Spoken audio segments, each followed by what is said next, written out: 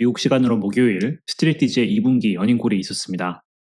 아직도 스트레티지 투자를 이어오고 있는 분들이라면 BTC 일대 상승, 이런 뻔한 이야기는 다들 알고 계실 테니 2분기 들어서 새롭게 생긴 스트레티지의 비트코인 매도, 그리고 STRC, MSTR 바이백에 대한 소식 위주로 분석을 해보도록 하겠습니다. 이번 어닝콜을 요약하자면 과거의 스트레티지는 무작정 비트코인을 많이 사는 회사였다면 이제는 비트코인을 최대한 오랫동안 꾸준히 사는 게 목표인 회사로 바뀌었다라고 할 수 있습니다. 그리고 그 목표를 달성하기 위해 필요한 것이 STRC의 성공이고, 그런 이유로 회사가 가진 지금 목표는 STRC가 다시 99불에서 100불 사이로 거래되도록 하는 것이라고 말하고 있죠.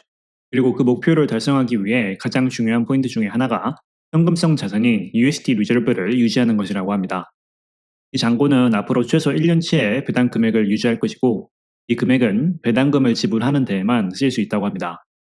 이번 분기에 스트레티지 경영진들이 한 치명적인 오판 중에 하나가 원래 있던 USD 리저브에서 15억 불을 꺼내서 전환사채를 미리 갚는 데 사용했다는 것인데요.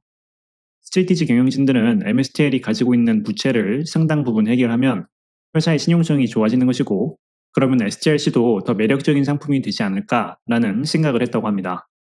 그리고 그 과정에서 이 현금 잔고가 이렇게 급격하게 줄어들었는데, 그 판단은 완전히 잘못되었다는 게 STRC의 폭락으로 나타났죠.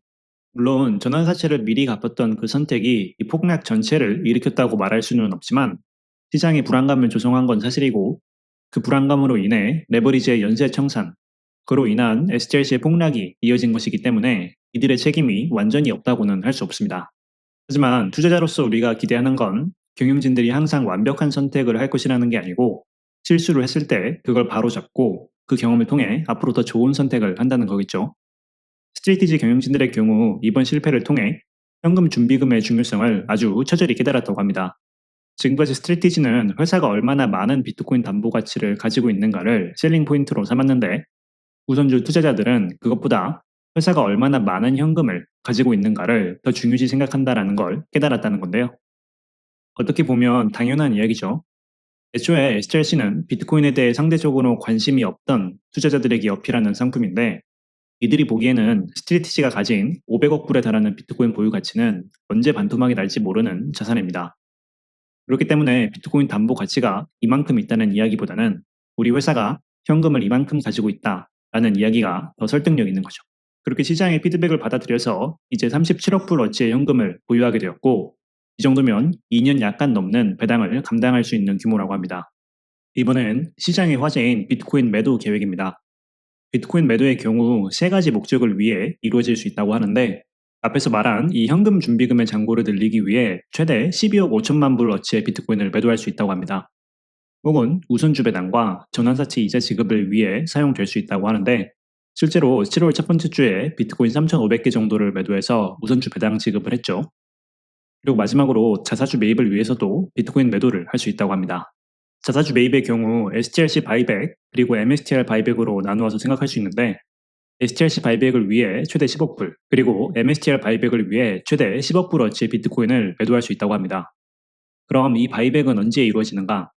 STRC의 경우 STRC가 100불 이하로 거래되면 바이백을 고려할 수 있고, MSTR의 경우 넷 BPS가 디스카운트 된 상태에서 거래되면 고려할 수 있다고 하는데, 이건 쉽게 말하면 이번에 새롭게 계산하는 엠네브 계산법에서 엠네브 1 이하로 거래되는 경우를 말하는 거라고 보시면 됩니다. 가장 정확한 엠네브 수치는 이번에 업데이트된 스트레티지의 대시보드에서 확인하시면 되고요. 자, 그런데 여기서 중요한 거, 이 맨 밑에를 보면 이 바이백트를 반드시 이행해야 하는 의무는 없고 언제든 바뀔 수 있다, 이런 말들이 있습니다. 여기서 설명하는 포인트들은 회사가 취할 수도 있는 액션들을 설명하는 것이, 이 조건이 되면 무조건 이렇게 하겠습니다 라는 약속을 하고 있는 게 아니라는 거죠. 가끔 이런 것만 대충 보고 왜 엠네브 1 이하인데 MSTR 바이백 안 하냐, 세일러는 거짓말쟁이, 이러는 분들이 있는데, 그렇기 때문에 회사가 직접 설명하는 걸 끝까지 듣고 이해하는 게 중요하겠죠. 비트코인 매도 역시 마찬가지입니다. 방금 설명한 현금 준비금, 배당금 지급 혹은 바이백을 위해 상황에 따라 회사에게 유리할 때 비트코인 매도를 하겠다는 것이, 지금 당장 언제까지 비트코인을 이만큼 팔겠다, 이런 말을 하고 있는 게 아니라는 거죠. 자, 그래서 STRC를 다시 100불로 상승시키기 위해서 회사가 앞으로 취할 액션들은 현금 잔고를 늘리는 것, 배당을 유지하는 것, 그리고 STRC를 바이백하는 것, 이 세 가지 옵션들이 있다고 하는데, 현금 잔고를 늘리고 배당률을 유지하는 건 이미 취한 액션들이고, 그럼 남은 액션은 STLC의 바이백이라고 할 수 있습니다. 그런 걸 생각해 보면 아마 앞으로는 이 STLC 바이백 소식들이 꾸준히 들리지 않을까 하는데요. 어떻게 보면 100불의 돈을 빌려와서 80불, 90불에 갚는다는 이야기니까 회사 입장에서는 하지 않을 이유가 없는 선택이죠. 그리고 그렇게 하는 결과로 STLC가 다시 100불에 다다르고, 그걸 통해서 비트코인 매수가 다시 이루어지는 거니까요.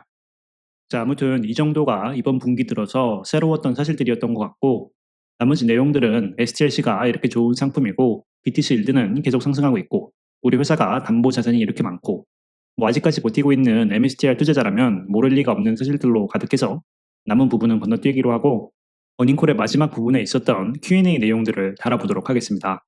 전 개인적으로 이 부분들이 제일 유익한 시간이었다고 생각하거든요. 스트래티지가 비트코인을 워낙 많이 가지고 있고, 회사가 설명한 대로 현금 준비금이 중요한 요소라면 비트코인을 담보로 대출을 받고 현금을 마련하는 것에 대해 어떻게 생각하냐는 질문이 있었습니다.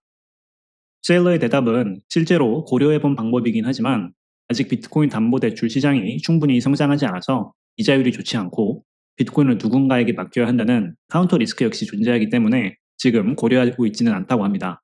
그리고 최대한 부채는 줄여나가는 게 목표이기 때문에 정말로 필요하지 않는 이상 아마 이런 선택은 하지 않을 거라고 합니다. 현금을 많이 가지고 있는 게 중요하다면 비트코인을 담보로 커버드콜을 팔거나, 가지고 있는 현금을 담보로 풋옵션을 파는 등 다양한 옵션 전략을 통해 현금 흐름을 만드는 것에 대한 질문입니다. 이건 저도 개인적으로 항상 궁금하던 부분인데, 세일러는 그런 옵션 전략들은 단기적으로는 좋아 보일지 몰라도 회사의 장기적인 전략에 방해가 되는 요소라고 생각한다고 합니다. 세일러가 우려하는 건 MSTR의 순수성에 방해가 된다는 건데요. 이게 무슨 말이냐 하면, 보통 시장 참여자들은 비트코인이 폭등하면 MSTR은 더 폭등하고, 반대로 비트코인이 폭락하면 MSTR은 더 폭락한다, 이런 기대치를 가지고 MSTR 주식을 사고 팔고 옵션 거래를 한다고 합니다. 그리고 그렇게 비트코인의 가격에 따라 움직이는 주식이라는 그 특징 때문에 MSTR이라는 주식이 유동성이 많은 거고, 그 덕분에 ATM도 자유롭게 할 수 있는 건데, 만약 스트레이티지가 커버드콜을 하다가 비트코인이 폭등하는 상황에서 그 상승폭의 30%만 가지게 된다면 MSTR 주식이 가지는 그 순수성을 해친다는 거죠. 그리고 그렇게 해서 MSTR 주식이 가지는 변동성을 없애버린다면 그건 장기적으로 MSTR 주주들에게 좋은 선택이 아니라고 합니다. 그러면서 하는 말이, 만약 우리 회사의 목표가 한 시총 몇백억 불 정도 되는 회사라면 옵션 전략을 통해 현금 흐름을 만드는 게 좋은 선택일 수도 있지만, 지금 스트레티지의 목표는 1조 달러가 넘는 회사가 되는 게 목표이기 때문에 그런 장기적인 목표를 생각한다면 비트코인을 담보로 파생 상품을 파는 게 아니라 비트코인을 담보로 신용 상품을 파는 지금의 전략에 집중해야 한다고 합니다. 이 질문의 요지는 비트코인의 가격에 따라서 회사의 비트코인과 현금 보유 비중이 달라질 수 있는가에 관한 질문인데요. 이게 꽤나 중요한 질문인데, 경영진들 역시 이 비트코인과 현금 보유 비중에 관해 많은 생각을 하고 있다고 합니다. 지금 스트레티지의 경우 비트코인 보유 가치가 570억 불 정도 되고 현금 보유 가치가 37억 불 정도 되는데, 이 비중을 앞으로 어떻게 조절하느냐에 대한 고민인 거죠. 그러면서 하는 말이, 만약 앞으로 비트코인이 폭등하는 상황에서는 과거처럼 비트코인 매수를 하는데 100% 돈을 다 사용하지 않고 현금 보유 가치를 늘리는데도 많이 사용하게 될 것이라는 언급을 했습니다. 그래서 제가 영상 초반에 스트레티지는 이제 더 이상 비트코인을 무작정 많이 사는 게 목표가 아니라 꾸준히 오래 매수하는 회사가 되는 게 목표라는 언급을 한 건데요. 이렇게 꾸준히 오래 지속되는 모델을 강조하는 데는 이유가 있습니다. 최근 한국에서는 청산당한 사람들이 30만 명이 넘는다는 이야기가 있고, 미국에서도 AI 인프라 펀드로 유명했던 레오폴드 아셈브레너 역시 청산당했다는 소식이 전해졌습니다. 좋은 투자 기회를 발견했고 타이밍이 잘 맞아 떨어졌을 때 마진콜의 위험이 있는 레버리지를 통해 수익을 올리는 건 누구나 할 수 있는 일입니다. 하지만 약간의 하락장이 왔을 때 살아남지 못한다면 그 수익률은 하루아침에 사라지는 겁니다. 그리고 그 누구보다도 앞으로 청산당할 것이라는 이야기를 많이 들어온 세일러는 우선주를 통해 10억 불이 넘는 비트코인을 매수했고, 비트코인은 50% 넘게 하락했지만 청산당할 걱정 없이 회사를 운영하고 있습니다. 지금까지 오랜 고민 끝에 내린 STRC라는 답을 통해 매수를 했기 때문에 가능했던 일이죠. 그리고 그 부분이 저 같은 일반 투자자가 MSTR에 투자하는 이유이기도 합니다. 우리 같은 일반인은 이렇게 청산당할 위험 없이 안전하게 레버리지를 사용해서 비트코인을 꾸준히 사는 건 불가능하다고 할 수 있습니다. 그리고 바로 그 안전한 레버리지 능력이 엠네브 프리미엄으로 나타나는 거죠. 지금처럼 엠네브가 1인 상황에서 MSTR을 산다면 그 능력을 공짜로 사는 거고, 설사 매도를 하고 싶더라도 지금 파는 건 너무 큰 손해를 보는 겁니다. 아마 그런 부분을 생각하면서 투자를 이어나가시면 이런 하락장에서 그나마 조금은 견딜 힘이 되지 않을까 생각합니다.